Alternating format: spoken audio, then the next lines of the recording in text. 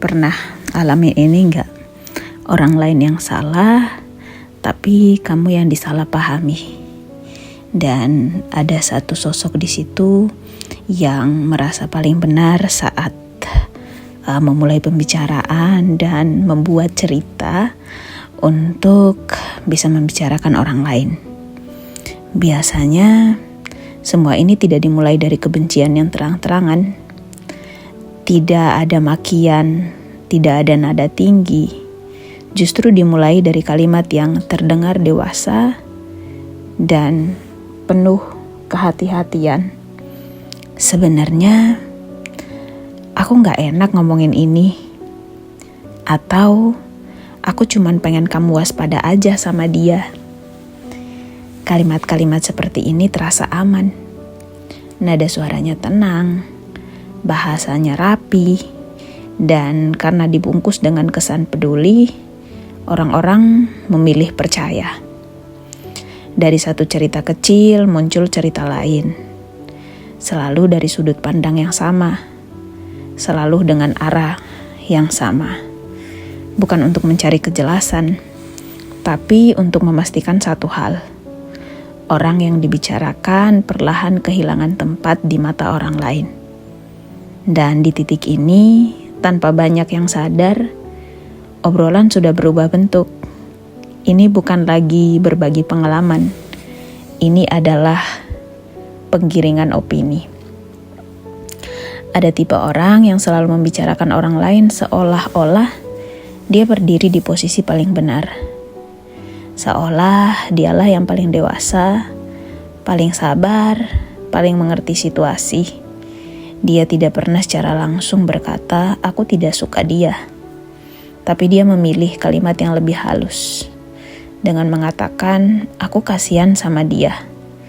Atau, "Dia sebenarnya baik. Cuma ya, kamu tahu sendiri." Dan dari celah kecil itu, persepsi mulai dibentuk. Yang membuat orang jadi makin takut, membuat orang makin terpinggirkan. Dan orang seperti ini berbahaya bukan dari kata-katanya, melainkan cara dia menanamkan rasa ragu di kepala orang lain. Bukan dengan teriakan, tapi dengan bisikan. Bukan dengan bukti, tapi dengan pengulangan.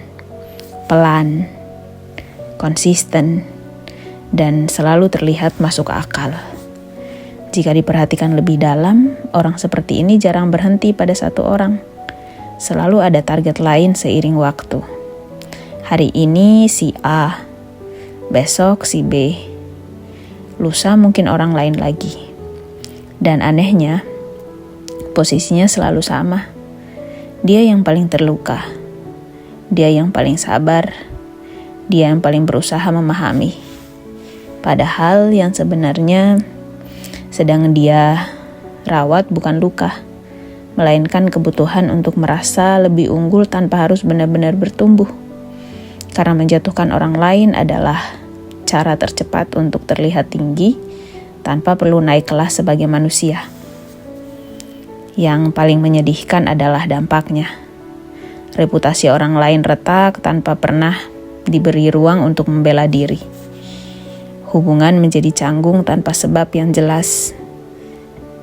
Dan empati orang-orang di sekitarnya perlahan terkikis.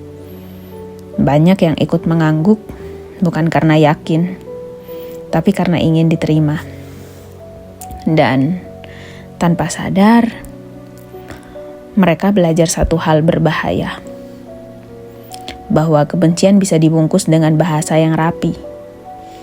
Bahwa menjauhi orang bisa dibenarkan asal ceritanya terdengar dewasa. Sementara itu, orang yang dibicarakan seringkali memilih diam. Bukan karena tidak punya jawaban, tapi karena lelah menjelaskan pada telinga yang sudah penuh oleh opini orang lain. Diamnya disalahartikan. Menjauhnya dianggap pembenaran.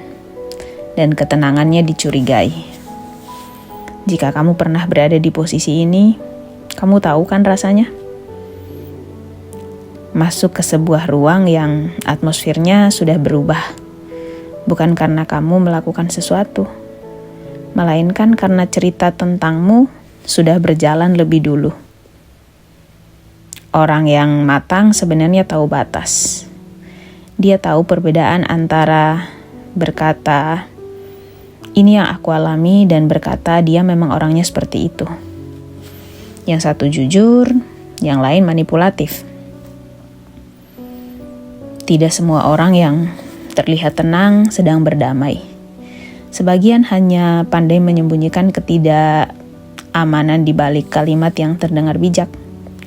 Dan pada akhirnya, orang yang hidup dari membicarakan orang lain akan kelelahan sendiri. Karena hidup yang dipenuhi penilaian, dipenuhi pengawasan, dan pembenaran diri tidak pernah benar-benar tenang. Sementara orang yang memilih tidak ikut menyeret nama siapapun, tidak ikut menggiring kebencian, tidak ikut mengangguk demi rasa aman, mungkin terluka, tapi masih punya ruang untuk tumbuh. Jika kamu memilih diam, kamu memilih adil, kamu memilih waras, itu bukan kelemahan, itu keberanian. Keberanian untuk tidak membangun rasa aman di atas kehancuran orang lain. Dan percayalah, kebenaran tidak butuh banyak suara. Ia tidak perlu digiring, tetapi pelan-pelan dia akan membuktikan jalannya sendiri. Ia tidak perlu dibela mati-matian. Waktu akan membiarkannya berdiri sendiri.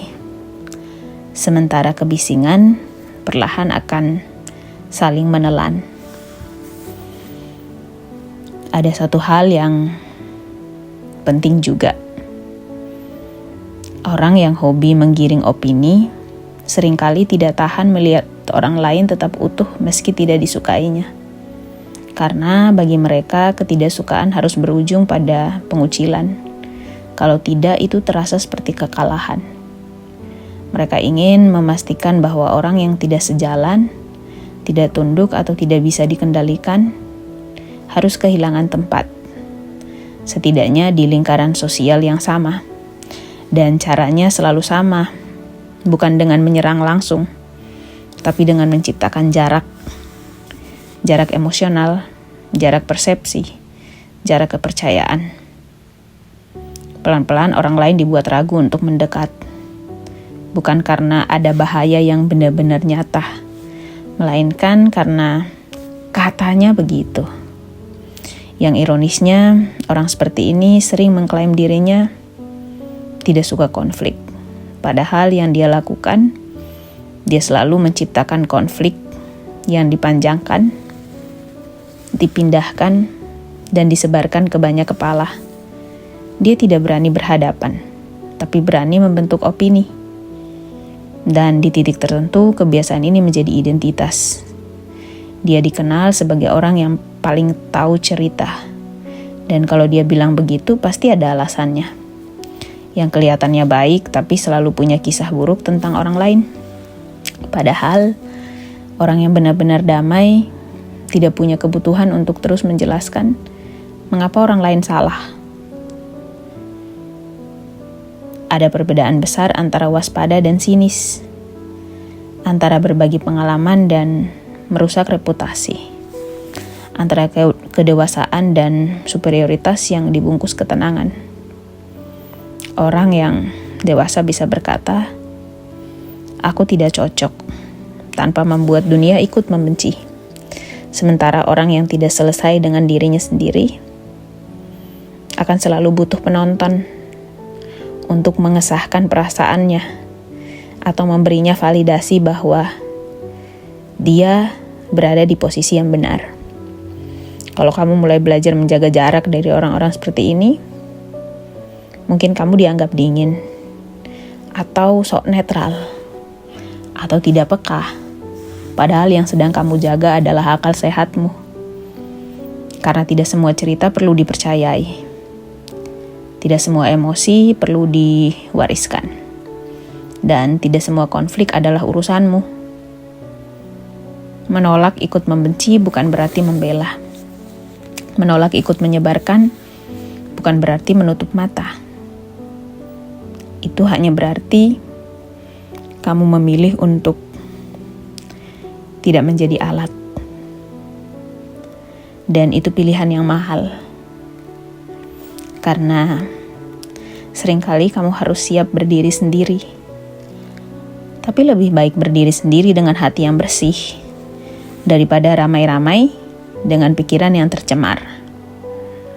Di dunia yang penuh suara, diam dengan sadar adalah bentuk kedewasaan yang paling sunyi dan paling kuat. Ada pepatah orang bilang, kalau pengecut itu tidak akan menjatuhkan lawannya sendirian. Dia pasti akan mengajak orang lain untuk menjadi backingan di belakangnya. Supaya ketika orang yang dituju itu jatuh, ada suara, ada kebisingan yang ditimbulkan oleh para penonton yang sudah dipengaruhi di belakangnya. Tapi ada satu hal yang pasti dan yang perlu dilakukan adalah memilih menjauh. Itu bukan sesuatu yang salah.